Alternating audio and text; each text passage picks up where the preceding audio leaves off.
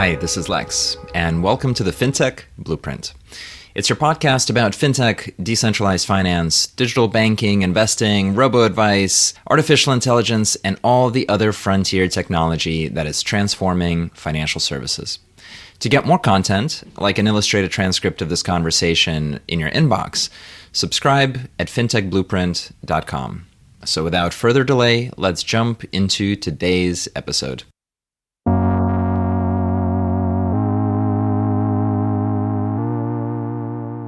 Hi, everybody, and welcome to today's podcast conversation.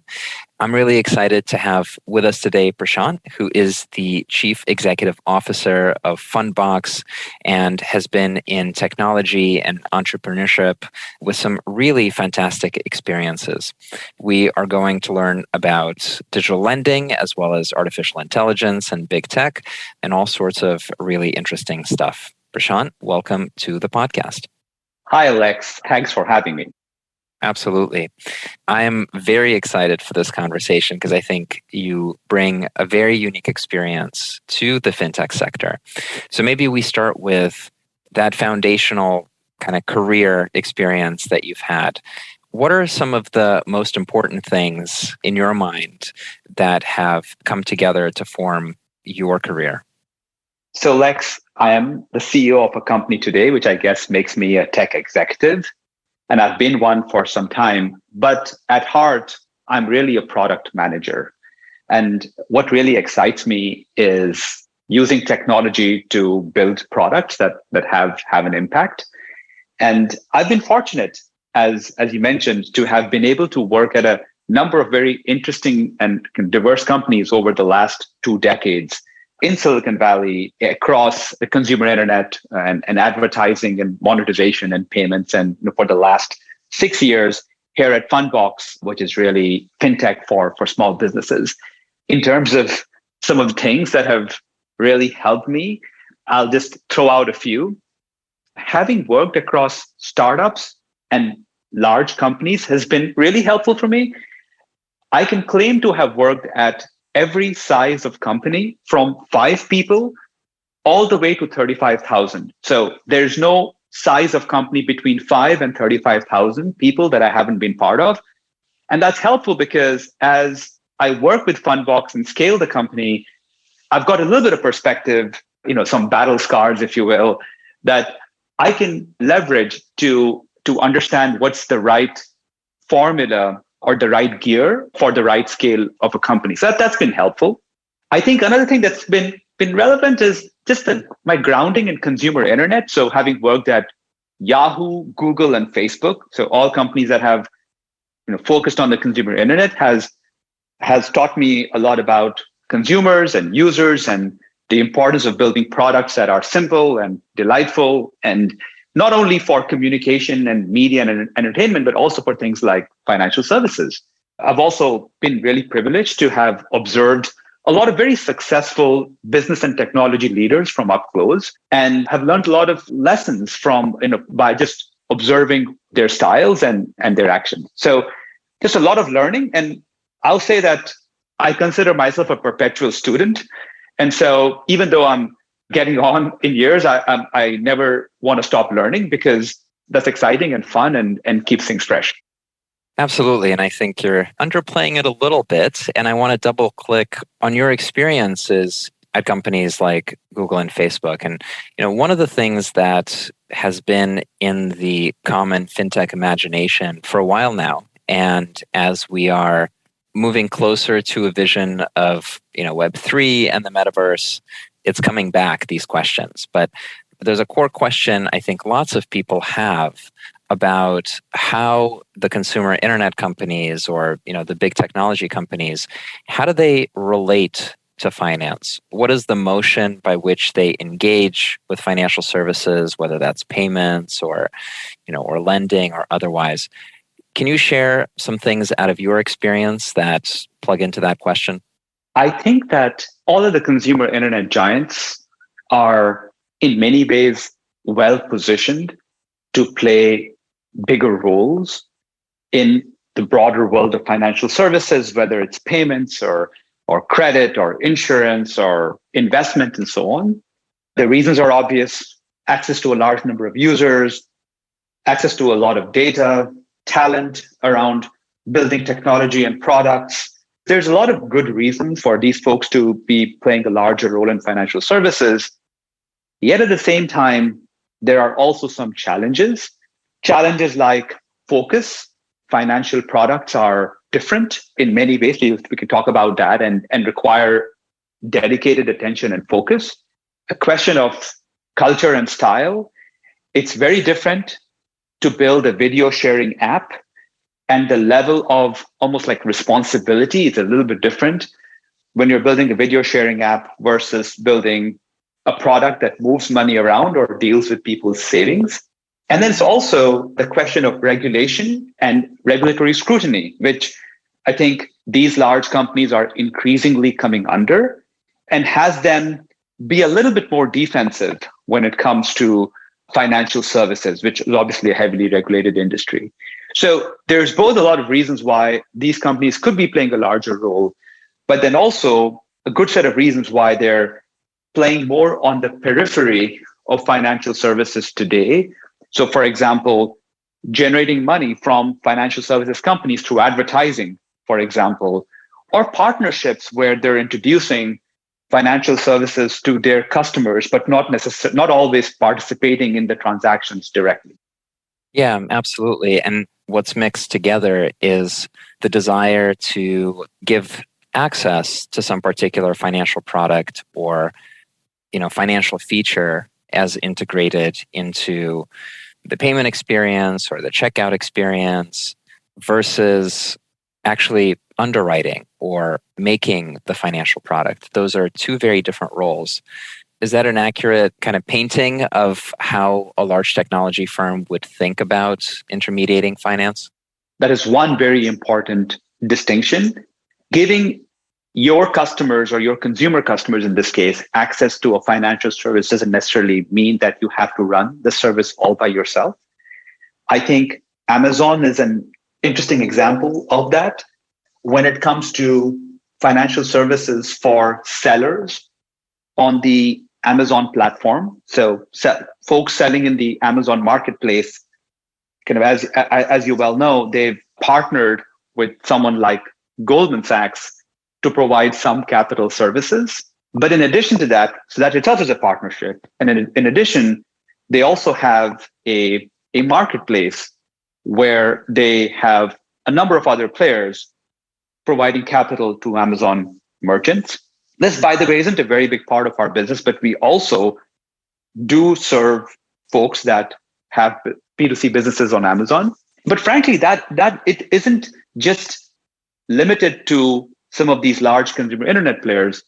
Even players like Stripe, for example, which is itself a financial services company, has launched the Stripe app marketplace, and Fundbox is a launch partner of the Stripe app marketplace, where we're providing capital to Stripe merchants. So this idea that you can create more value in your ecosystem by leveraging other services is a strong one. And it isn't just restricted to consumer internet players. Even fintech players themselves might partner with other fintechs to provide services that they deem are not very core or are adjacent to what they want to focus on.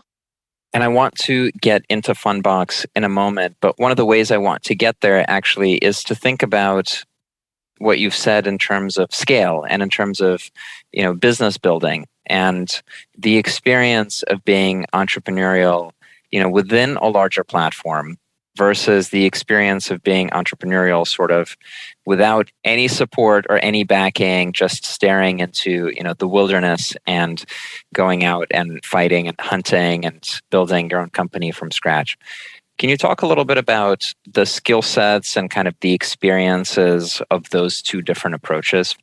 I think when you're building a business, you're always trying to figure out what building blocks already exist that you can use.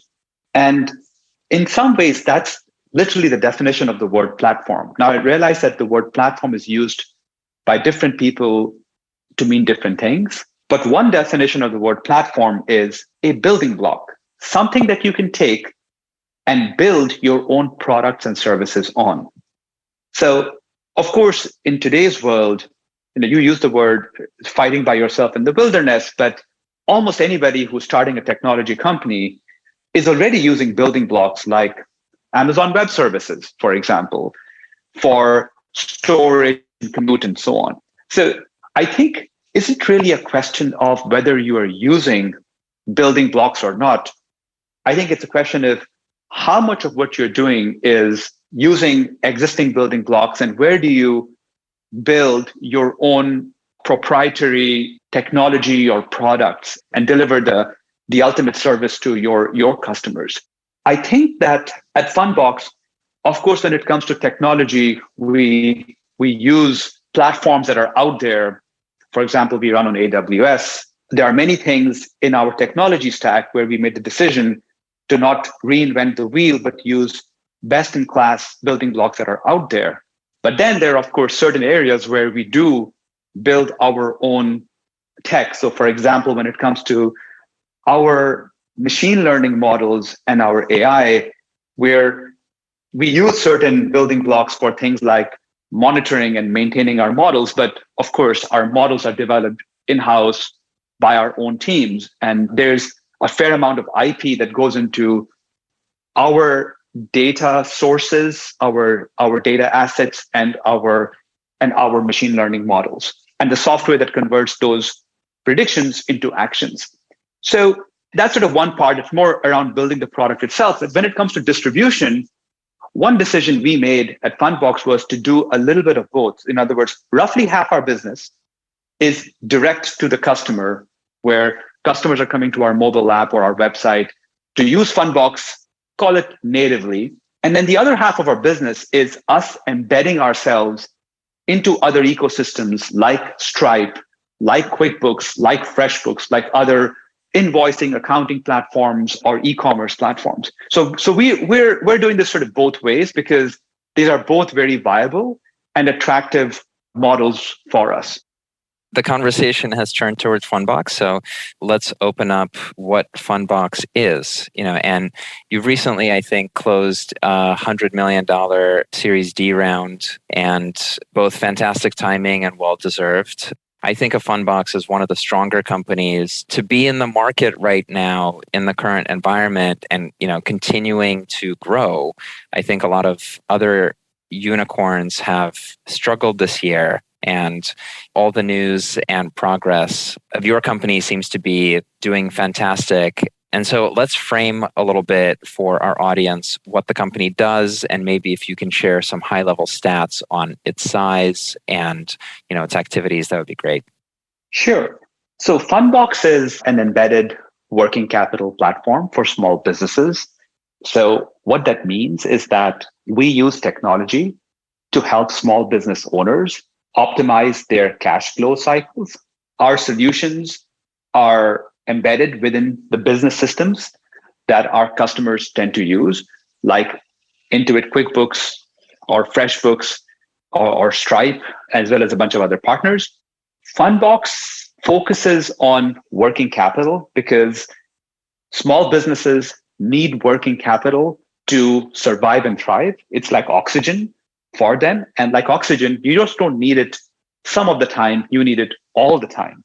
The motivation behind Fundbox and our focus on helping small business owners with their inbound and outbound cash flows and managing the timing and managing that working capital is because more than 80% of small businesses that fail don't fail because they don't have a good product or they don't have any customers. They fail because they're not able to manage the timing of the inflows and outflows of cash. It's as simple as that. So it's a huge problem. And at the same time, there is $1 trillion, over $1 trillion of unpaid receivables that are owed to small businesses in the US alone at any time. So the irony is that you've got small businesses, and there are over 30 million of them in the US, that one, often fail because of cash flow challenges, but at the same time are often owed large amounts of money by their customers. So that's really the origin and the mission of Fundbox, which is really helping to power the small business economy by using technology to help with working capital. In terms of stats, when we've shared this information kind of publicly, I think when we raised our Series D back in October, we talked about having crossed $100 million in revenue run rate. Earlier this year, I think it was in May, we shared that we had crossed $160 million in annual revenue run rate. So we're growing, and we've reached some scale in terms of revenue. Obviously, a long way to go. We're getting larger. We served over 100,000 small business customers and growing rapidly. We are about 350 people across the US and Israel. We've transacted over $3 billion since the company was founded, and we think we will transact over $1 billion in originations this year. That's amazing, especially to experience that kind of growth in this kind of year must be super exciting. The small business market and the problem that you're aimed at is so profound and foundational to just the economy being the economy that there's probably endless fuel for that fire. A question for you on the earlier thing you said about embedding this product. What does it practically mean that, the lending product is embedded? Where is it embedded? How does that work? Embedding is not binary. It's a spectrum. And when I think about the word embedding in the way it's used today, I think it's used to broadly describe like a bunch of things. And I'll highlight three of them. One is this distribution, which is how do you just put your button or your banner or whatever it is such that you appear in front of as many customers as possible or as many relevant customers as possible. That's a very light sort of embedding in the sense that a partner could blast an email campaign with your name or your link on it. Is it embedding? Not really, but do people use that term in that context? Sometimes they do. I think a slightly deeper sense of embedding is really when it comes to data.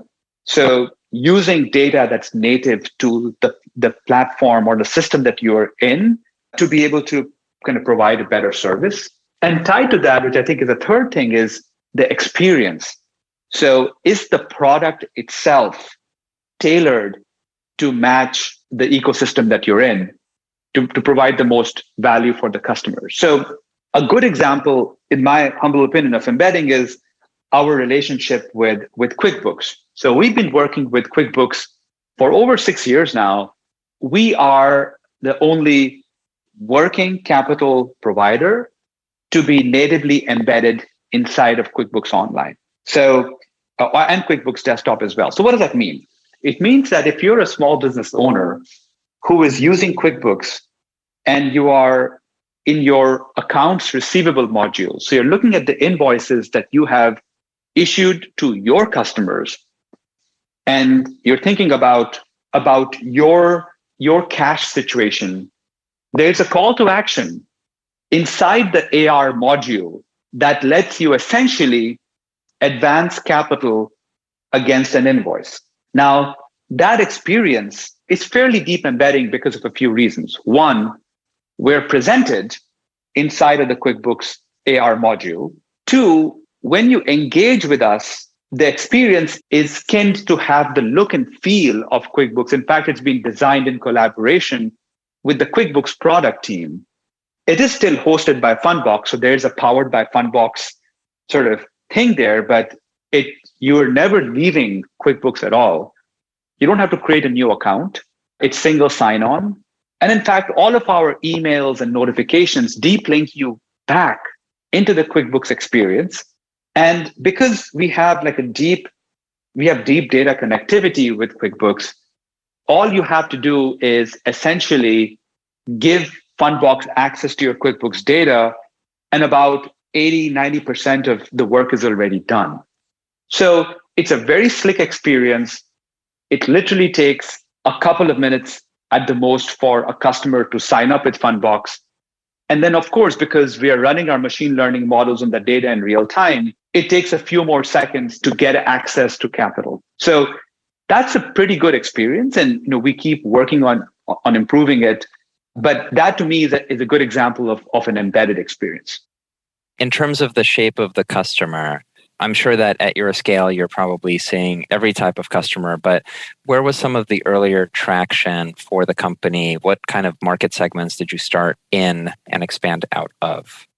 We've been careful to focus on call it a segment of customers where there is sort of good, I hate to use the word synergy, but synergy between the needs of the customer and our approach to serving them, which is really around automation and technology. So we serve the smaller end of small businesses. The word SMB in the US can mean a lot of different things. The Small Business Administration defines an SMB as anyone that has fewer than 500 employees, by which definition, Fundbox itself is an SMB because we have about 350 people. Now, it turns out that most of the SMBs in terms of volume, in terms of number of customers, are the smaller end of SMBs. Think of these as sole proprietors, people with 5 or 10, maybe a dozen employees, maybe 20 employees, people doing a few tens of thousands of dollars to a few hundreds of thousands of dollars, or maybe a few millions of dollars in annual revenue. That's where we focus because of a few reasons. One, it's a vastly underserved market. I don't know if you know this, but it takes a bank about $3,000 to $4,000 in human capital to assess the needs of and viability of a small business, because you need an auditor, you need an underwriter to go in and take a look at the books of a business. Now, if the business wants $1 million loan, it makes sense for the bank to invest the $4,000 on that customer. But if the business needs a $20,000 line of credit, it's no longer economically viable for the bank to serve them.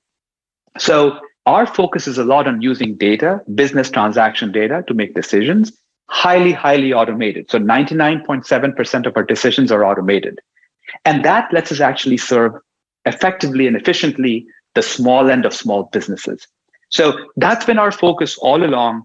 That continues to be our focus as we go forward. One, because the market is highly underserved, and two, because our focus on technology and automation really helps us serve that market well. And it turns out also that with smaller customers that have smaller dollar needs, we can afford to automate, because it turns out that as you automate decision making, machine learning models can make mistakes. Those mistakes are expensive in the world of credit, because if you originate to a customer who doesn't pay you back, you lose your principal. But you can make a lot more mistakes and train your models when you're working with smaller dollar amounts, which again sort of works really well for us. Our customers tend to use Fundbox not only once, but many times a year. So our median repeat usage is 9 times a year. So when a customer gets access to a working capital line of credit with us, they're taking small amounts of capital in bite-sized chunks based on their needs many, many times a year, which again plays well into our whole, sort of transaction model, where we can use that data to underwrite and continue training our machine learning models. So what's the difference between machine learning and, a statistical approach to underwriting? Can you talk a little bit more about the meat and potatoes of whether it's deep learning, or how does the algorithm work? And then if you have any evidence or any numbers on how it has performed over different cohorts, that would be really interesting.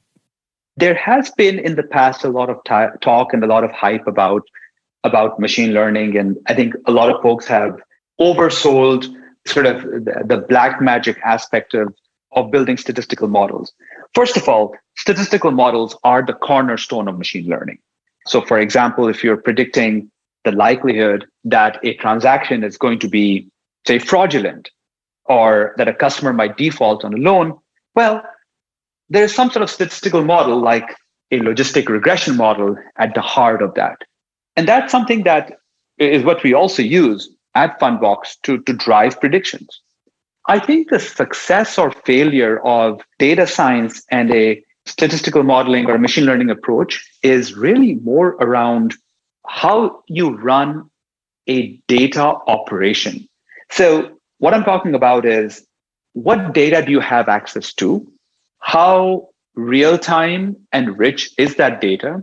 Can you create value by combining different data sets that folks may not have done before?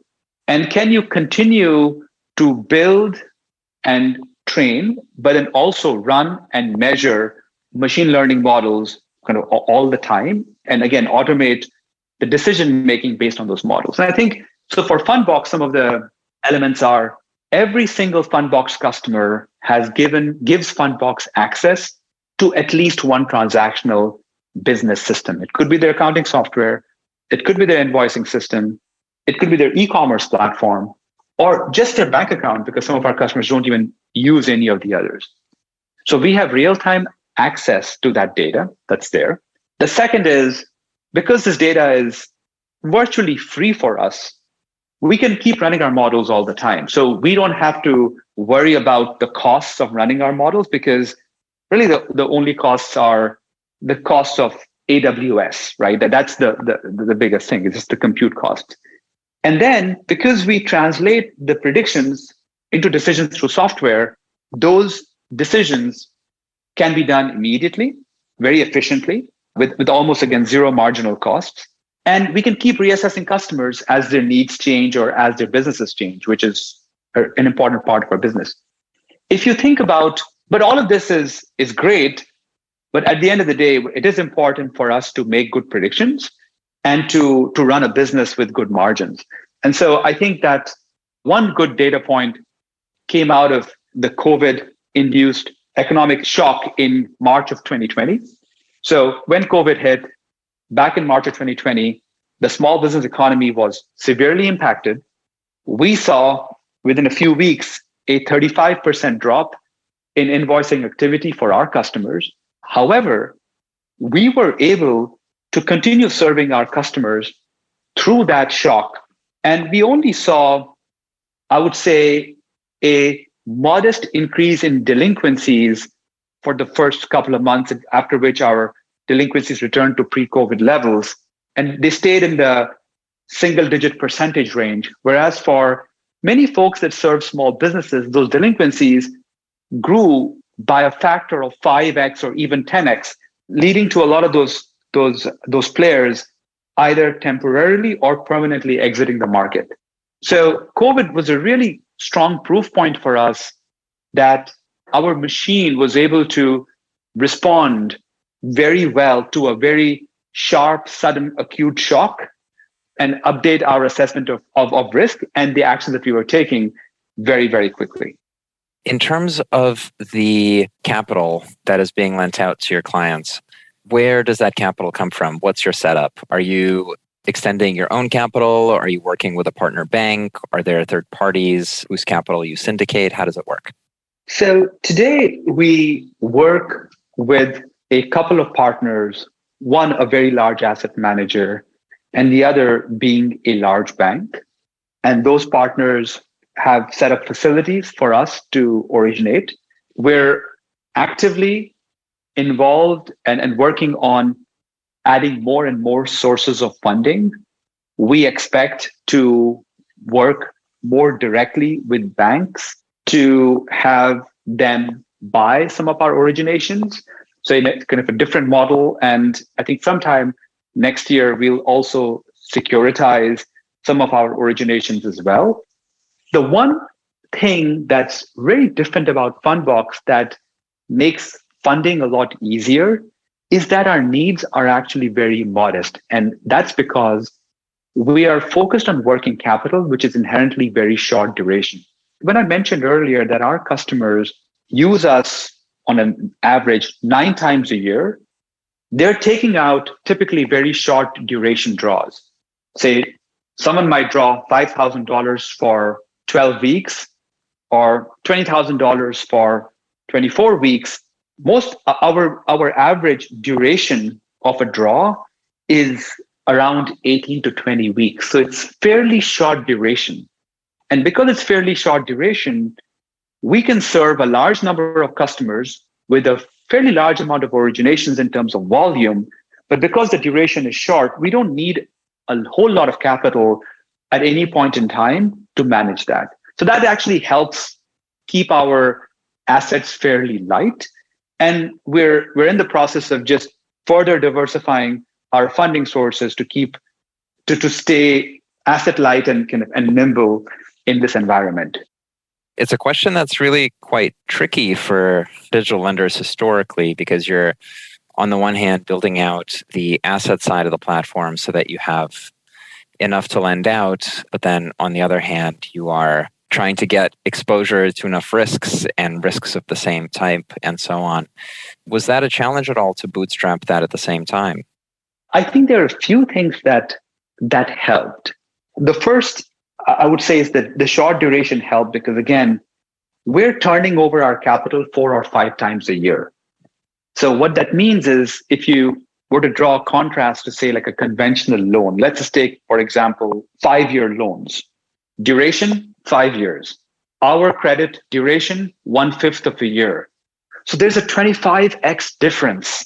There's a 25x difference in our capital needs versus someone that is providing 5-year term loans. So that makes sense. So our needs are much smaller. So that is really helpful. That's number one. The second thing that really helped us as we were talking to partners and potential partners about our funding needs was just the fact that the majority of our business is repeat business. So in any quarter, in any year, the vast majority of our originations are coming from customers who've been with us for a while. So just to give you some metrics, our first customer cohorts came in 2014 when we just launched the service.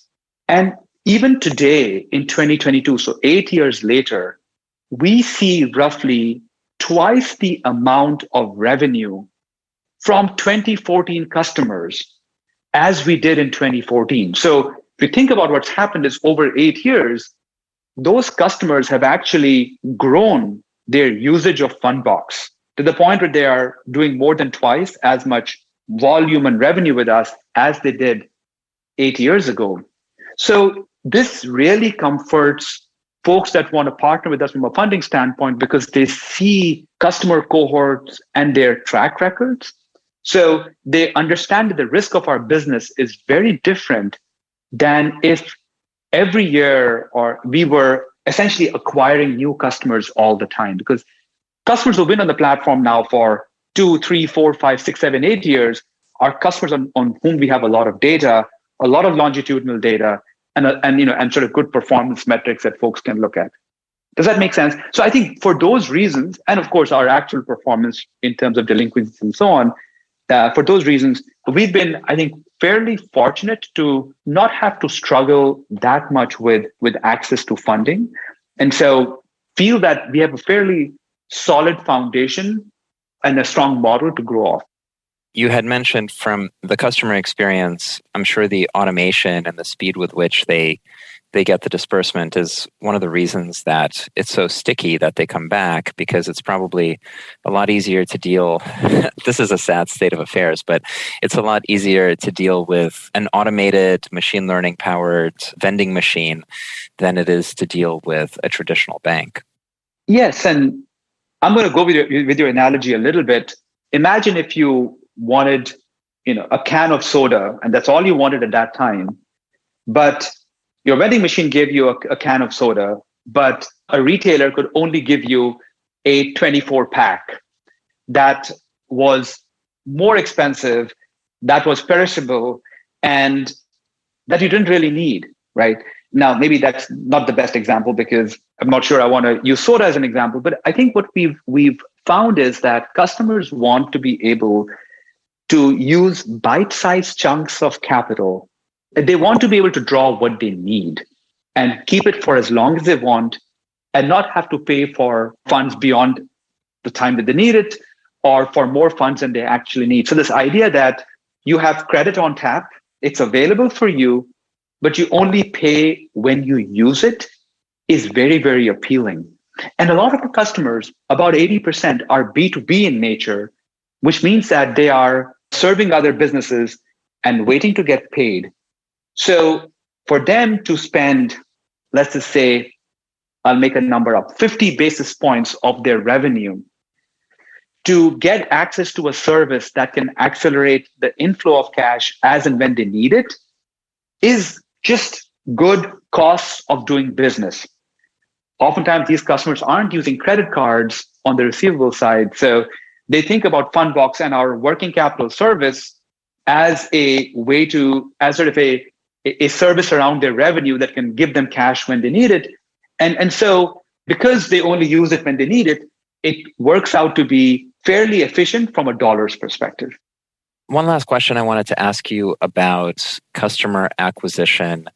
How do you build a machine that repeatedly grows the company? What are the levers that have been successful for you in this particular space, right? Because it's kind of an intersection of a couple of things. It's an intersection of being within these distribution channels, of living inside of software, but it's also kind of a very particular proposition, right, for a business in a very particular part of its life cycle.